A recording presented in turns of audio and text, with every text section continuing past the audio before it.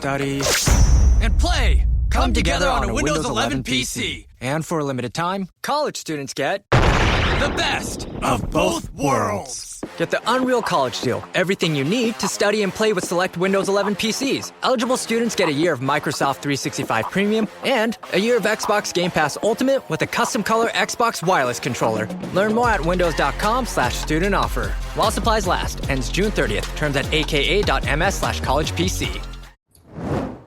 Welcome back, listeners, to another episode of Susan Lopresti Wellness, Mind, Body, and Soul. This is the podcast where we explore the highs, the lows, and everything in between when it comes to a woman's life, her health, and all aspects of navigating the midlife landscape. I'm your host, Susan Lopresti, and today I'm super excited to have Laura Zavelson, MBA, with me today. She is a corporate finance escapee turned serial entrepreneur, former professor of entrepreneurship, and now business guide. She helps GenXers who are laid off, pissed off, pushed out, or burnt out capitalize on their expertise and their experience to build a business as a coach, consultant, or independent expert. She draws on 25 plus years of experience to deliver client getting and business building strategies that are both proven and practical. Her video podcast, the GenXpert Show, and her signature business breakthrough program are designed to be easy to follow roadmaps to financial stability, flexibility, and freedom, so her clients never, ever have to be out there looking for a job again. So without further ado, Laura, welcome to my podcast. You're a woman after my own heart. I am so happy to be here today, Susan. Thank you so much for having me. I am super excited. So let's begin. And the reason why I say that you're a woman after my own heart is because I was in corporate America for 27 years, and I was 61 years old, and I had this 5-year plan of retiring at 65, and I had everything planned out for me. And at 61, they decided they no longer needed me. And so I was in the boat that you described, where I was pushed out and also pissed off, but it ended up to be the biggest blessing that I could have ever asked for. So I wanted to start by letting you know that, and that's why you are a woman after my own heart. And I would love for you to tell my audience your personal experience, what happened, and why you started this business. Well, Susan, I left corporate to be an entrepreneur a long time ago. And I co-founded a software company, and then I had a brand strategy agency. And so I've been out on my own for a lot of years. But after teaching entrepreneurship, I ended up following my husband out to the West Coast. He got an offer out here. And I joined another startup out here. And when that one was done, I said, the startup thing is a lot. And I think I'd like to go back to corporate. And so I went back into corporate, and in a corporate innovation capacity, where they kind of let you try to start companies inside a big company. Mm-hmm. And normally those programs last about 3 years. And I came in and worked there for 2 years. And the guy who was running the program got moved to another department, and I found myself laid off.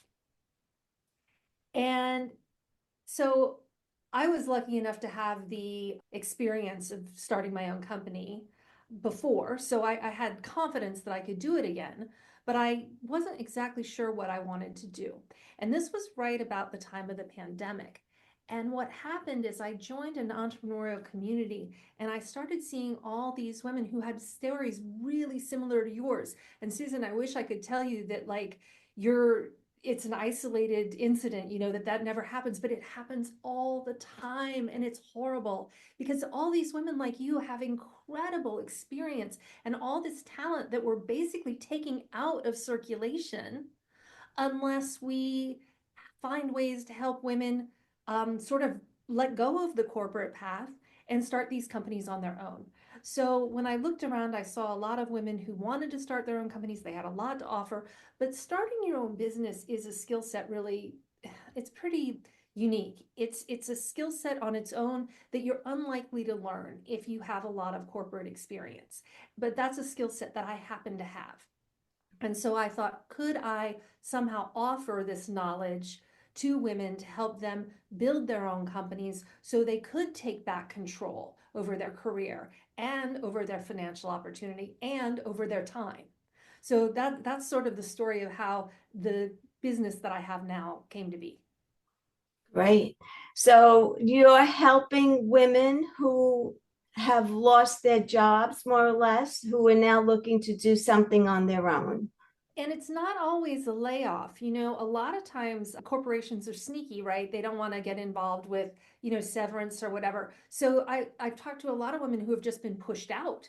They have a job and they have responsibilities and they have direct reports, and all of a sudden they find these responsibilities that are taken away and they're given to other people, and their people are taken away. And basically the companies are just waiting for them to go, to make Right. the decision to go. And so, I think if people are in that position, that's a really good time to start exploring what it might look like to do something else. And I think starting your own company is not always an option that comes to mind for people. They think, oh, I have to look for another job. Well, it could be you could create your own job. Right. So tell us, you have this program, the Gen X Escape Plan. What is that all about? What does it entail? The Gen X Escape Plan is a free guide that I have that just helps people start exploring what it might look like if you were to start your own business. So it sort of gives you some guidance on how to think about what you have that might be sellable, because that is the whole point of starting a business. You do have to have something to sell, how you might package that up.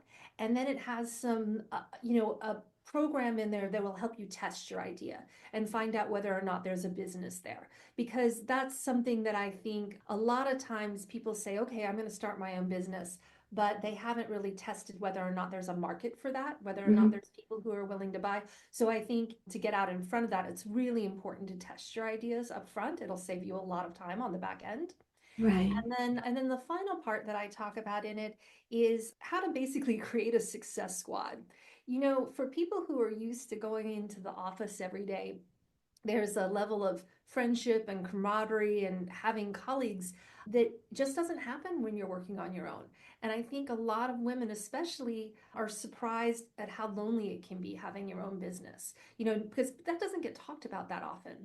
And so I think finding people who can support you on the journey, not only who maybe have started a business before, so they have some knowledge that you don't have, that can make things a lot easier for you. But I think just having people that you're in it with, I talk about like, go find yourself an entrepreneurship buddy, right? Go Right. find yourself, somebody who's maybe doing it at the same time, or maybe is just a few steps ahead of you, or go find there's a lot of entrepreneurial communities out there, both online and offline. Go find one that has people that you resonate with, that you connect with, because you're going to need those people to sort of get through the fits and starts of starting your own company. Mm-hmm. But now, why do you say that the Gen X group of women, let's say, is the perfect age to start your business? Well, it's actually a time in your life when your experience and your expertise and your age all work together to be an asset. Right. So, and one of the reasons is that, when I did decide to start this business, I looked for a market myself, right? I followed my own advice. And if I looked at the trends and sort of what was happening, this group of women who are 45 and up are really the ones who are being impacted by exactly what we were talking about, this ageism that comes into the workplace. And, you're either on the top of the list to get laid off, or people start moving around and you get pushed aside.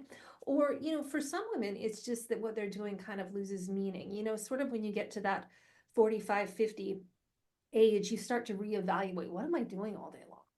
A lot of times we're so busy before we get to about 45, with kids or with other things, that we just don't sort of take time for ourselves to ask, how do I feel about this work that I'm doing? And am I doing something that's important to me and that's fulfilling for me? Right. And so I think those are some of the reasons that people, oh, so you asked about the Gen X women. So yes, Gen Xers are kind of at a perfect point in their lives where they can evaluate, where they can kind of see this is where I've been, and they have an opportunity to say this is where I want to go. And then to go out on your own, it can be really liberating at that point in your life because, you do finally have control over your time and you do finally have control over your financial opportunities. So that's one of the reasons I think it's a really great time to start a business, is right in that 45 to 60 range. Yes. I also saw it personally in corporate America where a woman, I want to say older than 45, like let's say 50 and up, those women, they've been in corporate America for many years, so their salary is up there, right? And so corporate America will hire someone who's a lot younger than that person and pay them a lot less money to be doing the same job. Oh, And yeah, 100%. I mean, that is one of the main reasons that we end up on the top of that layoff list is we're expensive. yes, So the companies don't usually come to the managers and say, I need you to get rid of 5 people. What they say is, I need you to get rid of this much money. right, And so when you start looking at your line items, oh, here's this person and they're kind of old and maybe they're not going to adapt as well, which is just a myth. It's just a lie they tell themselves. That's right, baloney. And so, yeah, let's just take her out. And oh, look, I've just freed up a bunch of money. right. And what I find is that the older person, more seniority, is more dedicated to the company and to the job and takes it seriously. Where the younger generation, because I saw it in corporate America in my job, younger people come in with this sense of entitlement and superiority. And, oh, you want me to do that? Yeah, that's what I asked you to do. Well, I definitely think there are generational differences in approach to work, for sure. Yes. But one of the other things is that, and I think corporations are being very short-sighted about this, but is that so much institutional knowledge walks out the door when you get rid of those more senior people. The history of, we tried that before and it didn't work, and this is why. And not that older people are, change resistant. It's often that they were just, there's not a lot new that's out there. Right. And so a lot of times they can say, we did this once before, and these were the potholes that we fell into. So we should really avoid those this time. You lose all of that knowledge. Absolutely. Absolutely. So, what are the 5 signs that you know that you're ready to make the leap? Well, let's see. Off the top of my head, I think one of them is that if you really think that you have something to offer, right? If you really feel strongly that there's something that you haven't done, if there's a message that you have that you want to share with people, I think if you feel that pull, that's definitely a sign that you're ready. Another one is, have you built up a lot of experience or expertise in a specific area, Mhm. right? So that is one of the gifts that we have of being sort of mid-career or later career, is that we do have that experience, and a lot of times that's monetizable, right? Yes. Another one I would say is, if you're not feeling fulfilled with what you're doing, that's a really good sign that it's time to maybe look around at other alternatives. Because I think, if not now, what are you waiting for? We all have, time is the one thing that is finite for all of us. And so if you are in a position where, what your work is not lighting you up and you're not doing something that you really love, I do think that that's a really good time to start exploring what the other alternatives are. Right. Yeah, I that's think, yeah, go ahead. no, I was going to say absolutely. I agree with you on everything that you just said. Yeah. Yeah, so I mean, those are three, I mean, other things that you can look at. I do think it's a nice to have, not a must have, because obviously if you've been laid off, you don't have control over it. But if you do have control over it, if you are in a position where you've been pushed out and you kind of see the writing on the wall and you are exploring entrepreneurship, this would be a good time to start looking at do you have some funds set aside that can provide a soft landing for you? Mhm. Because as you know, Susan, is somebody who started a business, you don't always make money from day one. No. So it's nice to have a little financial runway there.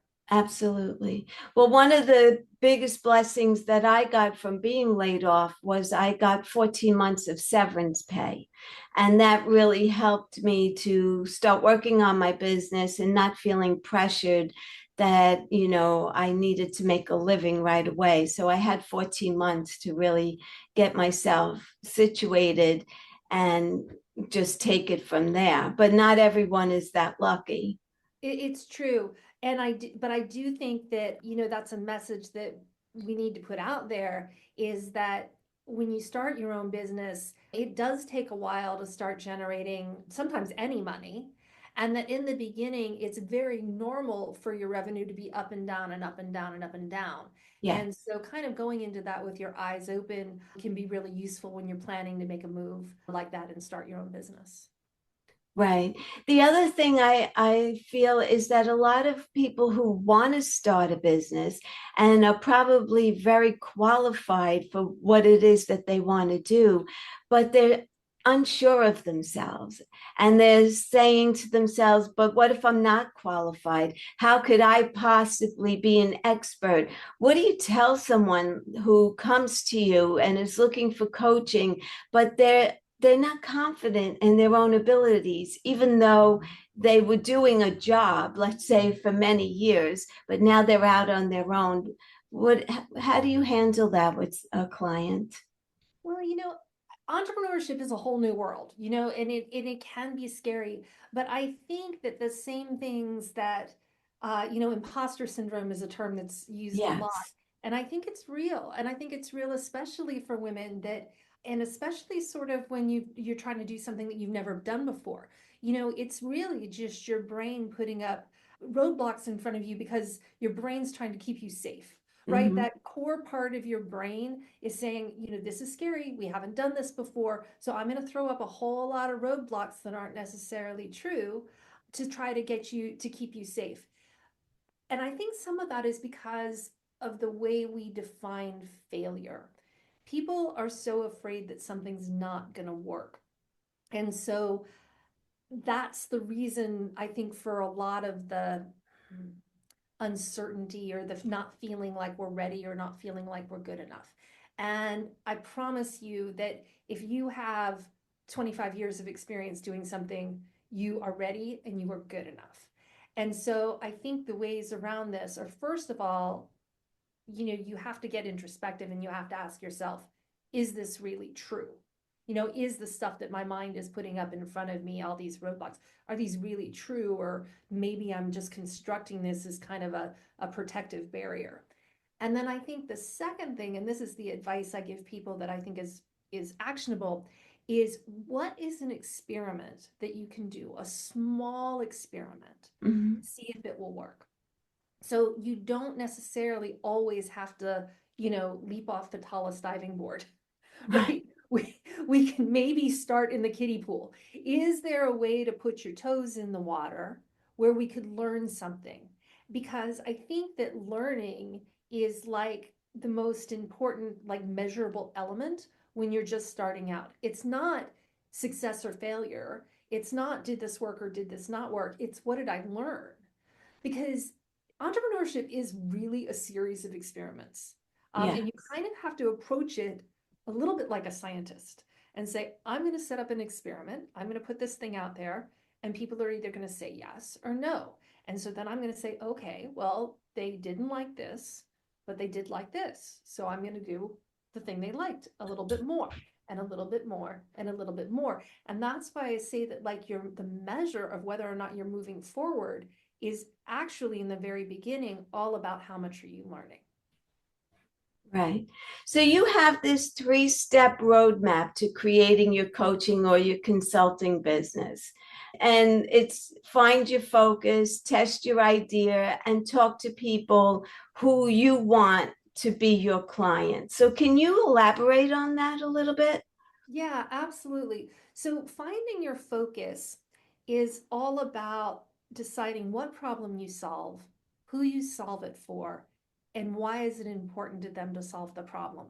So a lot of times I think when we start a business, people just say, "Oh, I'm a consultant now.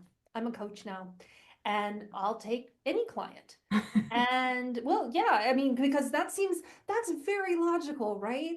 If I spread a wide enough net, if I cast a wide enough net, I'm going to catch some fish. And the thing is that there's so much noise out there today. It's really hard to get heard if you're trying to market to everybody. So then the next thing people do is they say, well, I want to pick a group of people. And I'm like, that's great. If you have a group of people you want to help, or a kind of company you want to help, great. The next question you have to ask is, but what problem do you solve? Because people buy things to solve problems. Mm-hmm. So what I see is a lot of women trying to start businesses around something that's not really a problem. And the thing is that if it's not really a problem, people generally won't pay to get it solved. So the problem has to be more like poison ivy, right? Yeah. Whoever you want to buy your thing from you has to be so itchy that they're willing to give you their credit card to make the itching stop. So you have to look for a significant problem that they want to get solved, and that that they know in their minds they have a pretty good reason they want it solved, right? They want to stop that itching. So that's sort of the first part, is finding a focus area, is really helping people drill down on that person and the problem. And I think you'll hear a lot of discussion if you start, going on to online forums, or you're on social media or whatever, about, having a niche or whatever. And I think where people get tripped up here is they start thinking that it's all about demographics, right? It's about, I help, teenagers who have dogs and who aren't doing well in school, or something like that. And what it really needs to be, actually, I messed that up. It should be, if I help teenagers who have dogs who live in the Southeast, right? Well, you haven't defined a problem.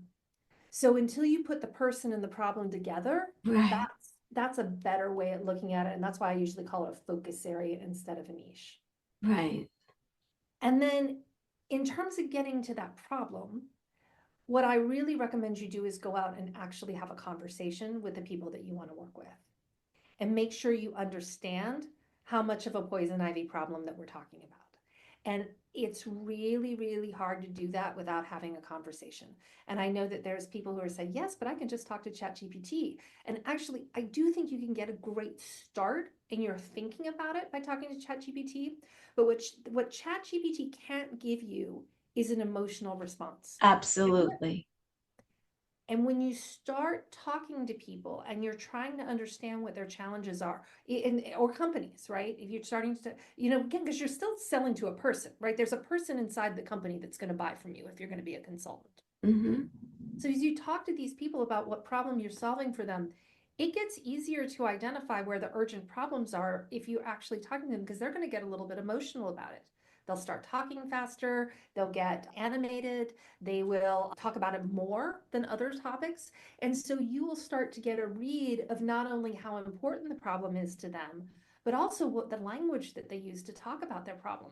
Because sometimes when we have solutions, we don't remember what it was like to be sitting in the shoes of the person that has the problem. Right. And they may see it differently or talk about it differently. If you can find out how they talk about it and then use that when you start talking about what you do, that's a great way to connect with people. You'll get clients much faster if you can figure that out. Right. So that's why I think talking to people is so important. And I do talk in that PDF about a number of ways you can use to sort of research your market and understand your customers better. But the gold standard here is to actually talk to people. Right. Another thing that I find is that, so someone who came from corporate America, they know how to do their job. They do it, they've been doing it. But there's one thing that they didn't have to do, and that was to sell themselves, right? And so how now you're in your own business and now you have to sell yourself. And a lot of people, and myself included, I didn't like this part of being in business and selling myself and selling my ideas. How can you go about making selling less uncomfortable for you, or also not sounding so, like you're just pushing a product or a service? Like, how could you do that more authentically where you feel more comfortable? Yeah, I think the reason sales get such a bad rap is because everybody has been on the other end of a pushy salesperson at Yes. some point. You've been sitting in the car guy's office, or you've been on the end of a phone call where somebody's just trying to sell you, or you're in the, I don't know, you're in the store and somebody's trying to sell you like the scarf, the shoes, and the hat that goes on. And you're like, I just want to buy a dress. Right. So I think we've all been there. And I tell you, my approach to this is to use a thought leadership approach to position yourself as an expert. Because when you're an expert, you don't necessarily have to sell to people because people want to hire you. Right? I use the example of a plumber all the time.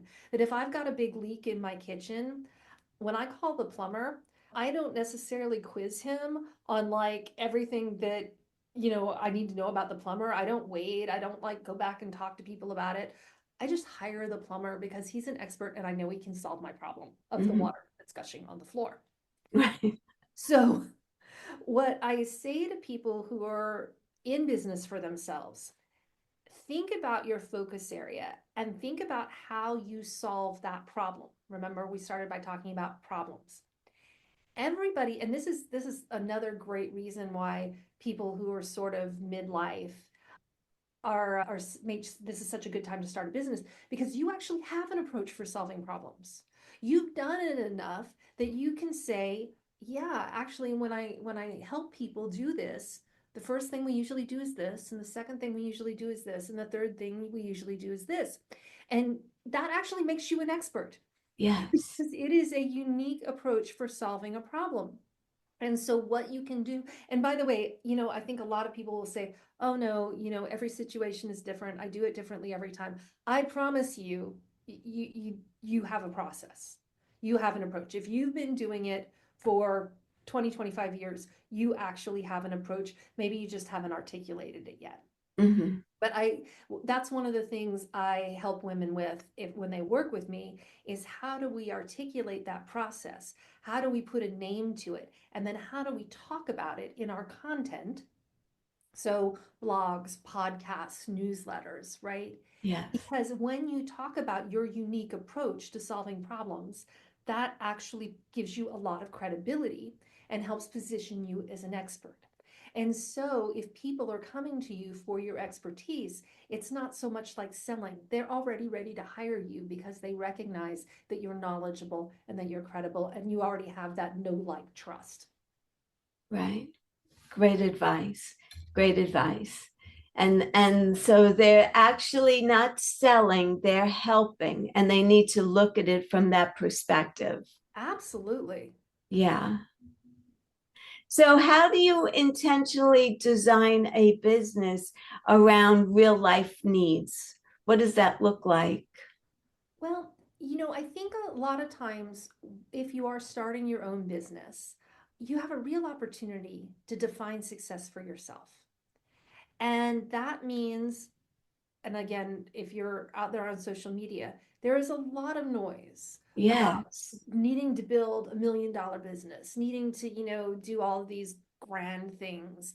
And the thing is, maybe you want to build $1 million business, and that is fantastic, but you don't have to.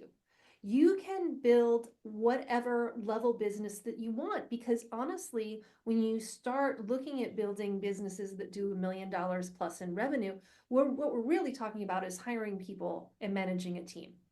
And that fundamentally changes the reality of your business. So you need to think about whether or not that's something you want to do. And honestly, the minute you have employees, the stress level around your business like 10x's. Hmm. So you can intentionally design a business that gets you to your enough number. And when I talk about an enough number, it's actually not my concept. There's other people who talk about it. But an enough number is sort of the amount of money that it would take for you to feel like being in business yourself was totally worth it for you. And I think most people kind of in their gut know what that number is. And it's whether, it's certain amount that you want to contribute to your household, or maybe there's an objective you have, like you're just trying to pay tuition for your kids, Mhm. or maybe it's you want to go on a certain kind of vacation every year and you want to fly business class, right? It's going to be different for everybody, but I think most people kind of do have a gut feeling for what that enough number is. So that's the first thing we need to do in terms of defining success. And again, don't listen to other people when they tell you that you don't really have a business unless you're making some arbitrary number. You get to Mhm. decide that number. The second thing you get to decide is how much time do you want to work or do you have to work, right? Because a lot of us have caregiving responsibilities, either on the kid end or on the parent end, right? And so a lot of us Yeah. don't have 40 hours a week to work, right? And don't want to. One of Right. I the was best going to say things that. about starting your own business is this control over your time. So Yes. think about what that means intentionally. You are no longer locked into a 9 to 5, 5 day a week kind of thing. Right. So if you want to I work 4 days a week. Right. If you want to work 3 days a week, great. Then let's design a business that lets you do that and get to that success number we were talking about. And so what that means is that we kind of toggle back and forth, right? If you only want to work a couple days a week and a couple hours a day, if you want to do that by yourself without employees, then that may mean that we're not making millions and millions a year, but it might mean that we're living a really great life. Right.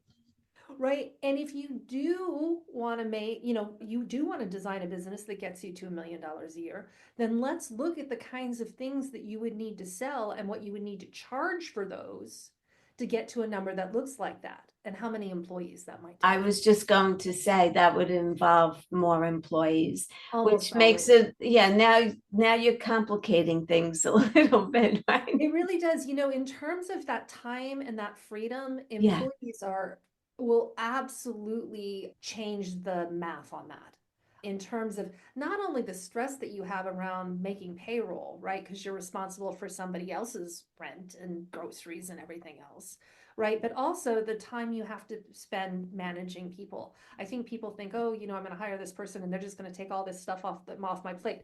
Yes, and then they put a whole new set of things on your plate. Yes. So I think that, employees are something not to be taken lightly. There's something to think about and again, do very intentionally in your business because you're trying to, get to a certain objective. Hmm. The last thing I want to talk to you about today, Laura, is you have a bullet point on this PDF, ditch the money baggage. And so it's saying exploring some of the whys behind why women charge less than their worth. That has something to do with their confidence level, no? Absolutely. Absolutely. I think it's confidence. I think some of it is social, that Oh, we don't talk to each other about how much we're charging. And I think men do. And I think that, it's not, at least sort of with my background, money wasn't considered a polite topic. And right, so it isn't necessarily something people are comfortable talking about. But the thing is, unless we all tell each other like how much we charge, it's hard to compete if the guys are all telling each other what they charge, right? So what I often see is that when I talk to the person who's hiring the consultant, is that the men's bids will come in 30, 40, 50% higher than the women. But the thing is that having the lowest bid doesn't always get you hired because sometimes people are like, well, if they're not charging that much, then how good can they really be? So right, pricing has a lot of psychology around it, not only in terms of your own baggage, how much do you charge, but also on people's perception of your business based on how much you charge. So there's a lot of moving parts with pricing. Where I say to start is start with that enough number we were talking about and think about how many clients or packages or proposals that you can actually support in a year. Divide one by the other, and you will get approximately what you need to be charging per client or per product, right? Per gig, per project. And see if that number feels good to you. See if that makes sense to you. Because a lot of times people don't close what I call the revenue gap, right? We have an idea about how much we want to charge or how much we want to make. Mm-hmm. We don't necessarily close the gap between what we're charging and how much we're going to make. And so you have to sort of think about, how many clients do I need if I'm charging this month to get this much to get to my goal? And if it can't get you there, then we need to look at a couple things. We need to either raise your prices, which is usually what I recommend, or we need to add some more products in there so we can get you to your goal. Yeah, but how do you get women out of that mindset of feeling insecure about charging? Because, like you were saying, that men are comfortable say, "Oh yeah, I charge this," and and they're confident. They have this assurance about themselves. And women, I would think that in today's world that we should really be feeling very equal to men, but yet I think deep down in our mindset, we still have those insecurities where the man is really the breadwinner, let's say, and women don't feel that that's their place. Do you notice that at all, or no? Yeah, I do. Well, what I do see in my practice, right, is that I'll look at women's packages, I'll look at what they're charging for something. And because I see a lot of different clients and I've been doing what I do for so long, I can usually say that number feels really low to me. I think that you should consider charging more. I think part of it is data points, right? Like if you knew that other people, that you were charging below other people who do what you do, like if you had that data, you would probably gain some confidence that you could raise your prices too. But again, we don't talk about it as often. The second thing, and this is true, is that women are disadvantaged because we don't always have the same business networks that men have. And so the thing is that when you have that kind of a broader network, often, and I'll speak on the consulting side first, you're able to get some information about the price ranges that would be acceptable to that company for this kind of a project, right? And so you call up your buddy who tells you, yeah, our budget for that is this to this. So now you have some inside information so you can prepare a better quote, right? Women often lack those networks, which puts us at a disadvantage. Mm-hmm. And it's often because, again, I mean, this is a multi-layered problem, but we don't get as high in management often. And so we don't have those connections to the people who make those kinds of decisions. And so it puts us at a disadvantage later on. I think if you are coaching, often the biggest mistake I see is that women are still thinking about charging by the hour. And I think you really have to focus on charging the value that you're delivering and the transformation that you give people. So if you can take away that itch, it doesn't matter if you can do it in 20 minutes or if it takes you 20 hours. If you can make the itch go away, the value is the same. Mm-hmm. That's interesting.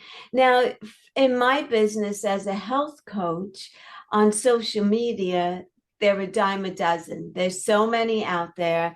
And when I look at it, it's overwhelming. It really is. And I don't really promote myself that much on social media, but how would you make someone stand out on social media when the platform is so saturated already with everyone doing the same thing? I think that's a great question. I think there's two ways. One is you do it by finding that focus area. So, if you look at health and at wellness, wow, there's so many different pockets of that and so many different combinations of people and problems that you can put together. So finding an interesting combination of a problem that you solve and a person you help solve that's going to help you stand out because you're going to be asking specific people to raise their hand, not everyone. So that goes back to the original thing that we were talking about, that you stand out when you actually, practically call someone's name, right? Right. The second thing is that you can use that thought leadership I was talking about earlier to stand out. Because a lot of people are just focusing on content that is about getting noticed. Look at me, look at me, look at me, right? If you are willing to go deeper and talk about your approach, that differentiates you, right? That's going to resonate with some people, and it's not going to resonate with some people, and that's okay. Yes. Because you only need the people who it attracts, right? And so the more you can be specific about how you work, how you think, the steps you take, what's it like to work with you, right? I think that helps you stand out. That definitely is the know piece. Like if we talk about know, like, trust, right? That's the know piece.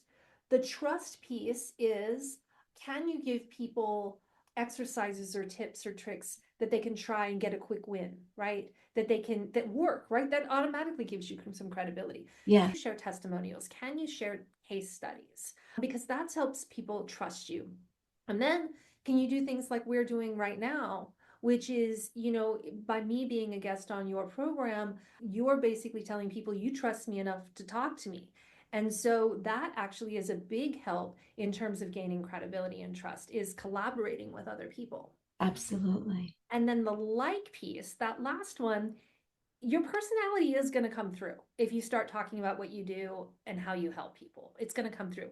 But I also think you have to put out some vibe content. You got to share a little bit of your life behind the scenes with people, because I think that helps them feel closer to you and more connected to you. And Yeah. I think when people feel that, that might be the one thing that gets them sort of from thinking about it to actually buying something from you, actually working with you. Wow, that's great advice. That's great advice. Thank you. Yeah. So, Laura, final thoughts. What would you like to leave us with today?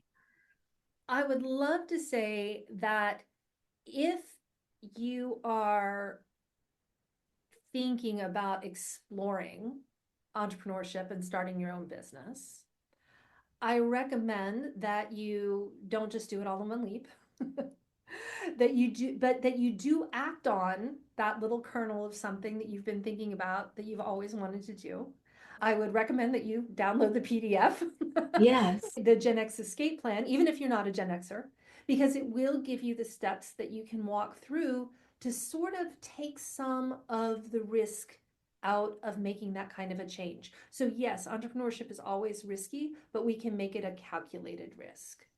And I would say, I guess I would leave you with, you deserve to have a job or a career or a thing that you spend that much of your time doing that fulfills you, that has meaning for you, that gives you the flexibility that allows you to enjoy your life, and that puts you in control of your financial opportunities.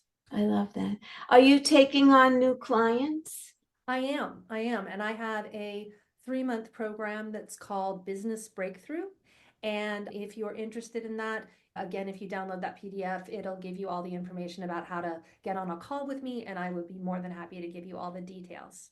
Okay, that sounds great. Thank you, Laura. I appreciate you coming on. This was a great talk. Lots of wonderful information. And it was so nice to connect with you. It really was. I wish you the best of luck. Thank you. You too. This has been really great conversation. I've really Come enjoyed on it. again, please. I'd love to. Yes, thank you. Okay. Have a great day.